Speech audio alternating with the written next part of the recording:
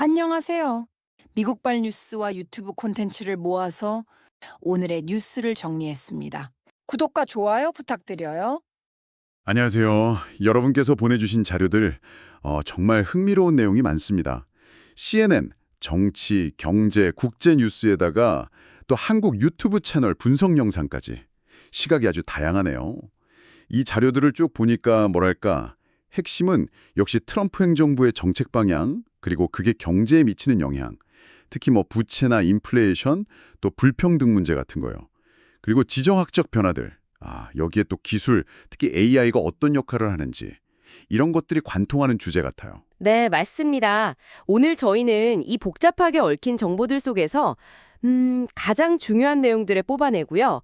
또 각 사건들이 어떻게 연결되는지 그걸 좀 명확하게 정리해 드리려고 합니다. 네, 흩어진 퍼즐 조각들을 맞춰서 큰 그림을 보여드리는 거죠. 그렇죠. 바로 그거죠. 그럼 국내 정책부터 시작해 볼까요? CNN 정치 기사를 보니까 공화당이 그 트럼프 대통령 핵심 공약들을 담은 법안, 이름이 하나의 크고 아름다운 법안이라고 하던데 이걸 하원에서 통과시켰다고요. 네, 그 2017년 감세안을 영구화하고 또 TV나 초과근무 소득세를 없애고 국정보안 예산을 대규모로 넣고 뭐 이런 내용들이죠. 근데 표결 보니까 215대 214. 와, 이거 정말 아슬아슬했네요. 공화당 내부에서도 조율이 쉽지 않았던 모양인데요. 네, 그랬던 것 같습니다. 그리고 이 법안이 경제에 미칠 영향에 대해서도 사실 우려가 상당히 많아요. JP모건 CEO 제이미 다이먼 같은 월가 거물도요. 이 막대한 재정 적자랑 또 관세 같은 무역 갈등, 이게 인플레이션을 자극해서 스태그플레이션 위험 높인다고 경고했거든요. 스태그플레이션. 경기 침체인데 물가는 오르는 거요. 네, 맞습니다. 상당히 좀 어려운 상황이죠. 실제로 그 옥스팜 보고서를 보면 지난 1년 동안 미국 최고 부자 10명 자산은 엄청 늘었어요. 3,650억 달러? 근데 일반 노동자 소득은 거의 그대로였다는 거죠. 우와, 격차가 정말 크네요. 그렇죠. 게다가 미 의회 예산처나 펜 왓슨 예산 모델 분석을 보면 이 법안이 결국은 부유층에게 혜택이 쏠리고 국가 부채는 3조 달러 이상 더 늘리고 저소득층 복지 예산은 줄일 수 있다. 뭐 이런 분석도 나왔습니다. 그 한국 유튜브 채널 분석에서도 미국의 쌍둥이 적자, 그러니까 무역 적자랑 재정 적자 동시에 심화되는 문제, 그리고 국채 시장 불안정성 커진다고 경고하던데요. 네, 바로 그 지점입니다. 맥락이 같죠? 그리고 또 부유한 외국인들한테 500만 달러 받고 영주권 주고 시민권까지 주는 골드카드 비자 계획도 나왔는데 이것도 재정적으로 논란이 좀 있고요. 국내 경제 문제가 이렇게 심상치 않은데 또 외교 무대에서도 큰 움직임이 있었네요. 중동에서요. 트럼프 대통령이 시리아의 아흐메드 알샤라 지도자랑 만나서 제재를 해제했다고요? 네, 맞습니다. 이게 뭐 내전으로 피폐해진 시리아를 안정시키려는 일종의 도박일 수도 있는데 도박이요? 네, 근데 이게 또 이스라엘과의 관계나 뭐 이런 지정학적으로 굉장히 복잡한 문제들을 불러올 수 있거든요. 그렇군요. 근데 또 다른 쪽에서는 가자 지구 상황이 더 안 좋아지고 있다면서요? 네. 그 이스라엘의 새로운 군사작전, 그리고 구호품 봉쇄 때문에 영국, 프랑스, 캐나다 같은 나라들이 제재 가능성까지 언급하면서 국제적 압박이 커지고 있습니다.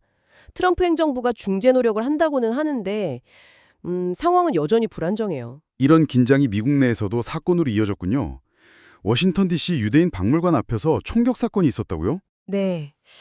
안타깝게도 이스라엘 대사관 직원 2분이 사망했고요. 용의자는 팔레스타인 해방 구호를 외쳤다고 알려졌습니다.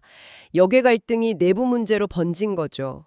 참 안타까운 일입니다. 이런 지정학적 긴장 속에서 또 미중 갈등의 핵심인 기술 경쟁도 계속되고 있군요.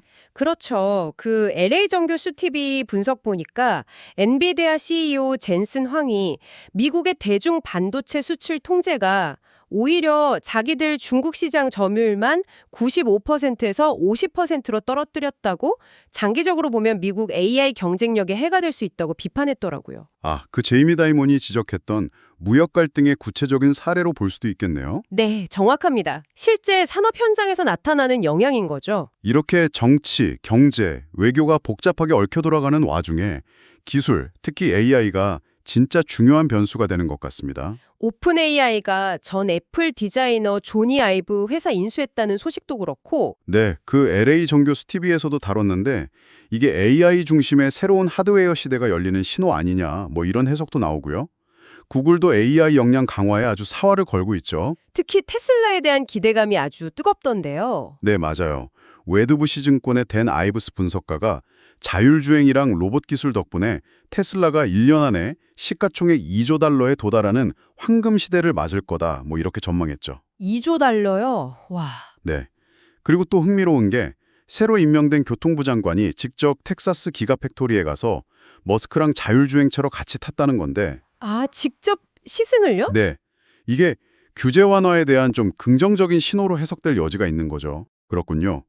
그럼 이게 아까 그 이효석 아카데미 분석에서 나왔던 얘기, 그러니까 트럼프 행정부가 AI 기술 성장으로 경제 문제를 좀 돌파하려고 한다. 이 전략이랑 딱 맞아떨어지는 그림으로 볼 수도 있겠네요. 네, 충분히 그렇게 볼 수 있습니다. 그 짐 크레이머 같은 유명 평론가도 긍정적으로 언급하고 있고요.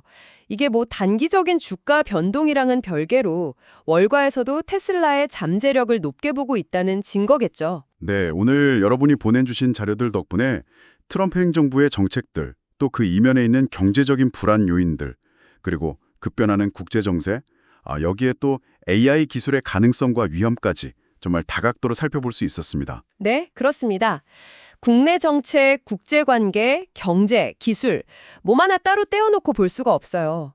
다 정말 긴밀하게 얽혀서 돌아가고 있습니다. 네, 이 복잡한 상호작용 속에서 과연 어떤 흐름이 만들어질지 참 주목해야 할 시점인 것 같습니다. 맞습니다. 자, 그렇다면 오늘 저희가 함께 짚어본 여러 지표와 변화들이 있었잖아요. 뭐 재정 적자 문제, 국지 분쟁, 기술 혁신 같은 것들이요. 이 중에서 앞으로 몇 달간 우리 사회가 어디로 나아갈지 가늠하는 데 있어서 가장 결정적인 단 하나의 신호는 과연 무엇이라고 생각하시는지 이 질문을 여러분께 남겨드리면서 오늘 심층 분석은 여기서 마무리하겠습니다. 주요 뉴스는 여기까지입니다. 구독과 좋아요 부탁드려요. 행복한 하루 되세요.